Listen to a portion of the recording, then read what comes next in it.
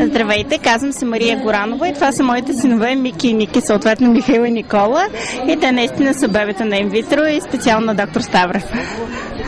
Разкажете как попаднахте в Селена, каква беше историята, какво преживяхте, каква беше емоцията до днешния празничен ден? От много години познавам доктор Ставрев и наистина беше ходене по мъките поради различни здравословни проблеми, но всичко се забравя, когато завърши добре. И разбира се, когато човек има позитивна нагласа, имаше проблеми от страната на съпруга ми и от моя страна, но за щастие всичко свърши добре. В момента имаме 2 момченца на година и 2 месеца и така сме щастливи родители. И какво казвате на всички, на които им предстои тази не е лека, нека да кажа, процедура инвитро?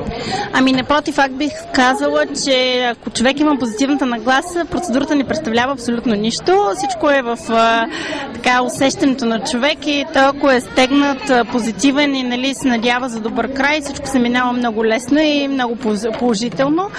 Включително в нашия случай съответно бяха 4 бебета, редуцираха се самички на 3, след това третото трябваше да бъде редуцирано поради това, че застрашаваше живота на другите 2 и въпреки всички трудности в момента имам 2 щастливи деца на година и 2 месеца. И като казвате, че човек трябва да е позитивно настроен, тук е момента да ви попитам каква е ролята на болницата, на лекарите, на всички медицински работници за това да сте настроени позитивно. В чисто психологически план каква е подкрепата? Знам, че за всички жени раждането е изключителен стрес. Бих казала, че за мен беше най-красивия и най-щастливия момент за мен. И това става само благодарение на екипа на болница Селена. Усещането и преживяването беше просто невероятно. Аз съм готова веднага утре отново да рода. Значи след като жена минала по този път, няма стрес за нея, от това по-показателно, че наистина отношението е страхотно. Просто не мисля, че има, След като за мен не представлява стрес, веднага още утре да се подложи на същата процедура. А вие как стигнахте там? Как научихте за болница Селена?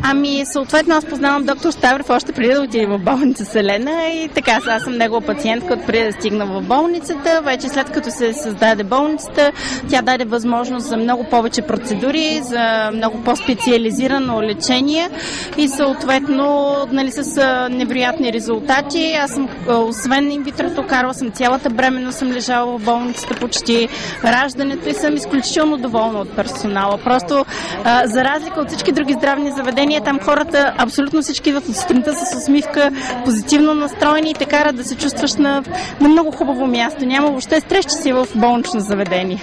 И накрая, какво казвате в този ден в едно изречение за болницата?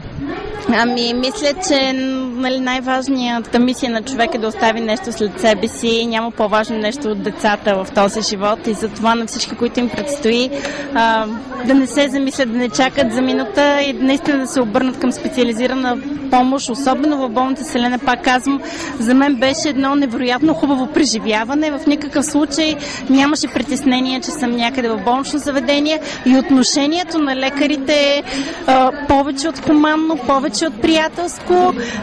Просто пожелавам на всяка една жена да има такова раждане и съответно такъв вид обгрижване и лечение в такова болнично заведение. Благодаря ви. И аз ви благодаря. Къде изчезна доктор?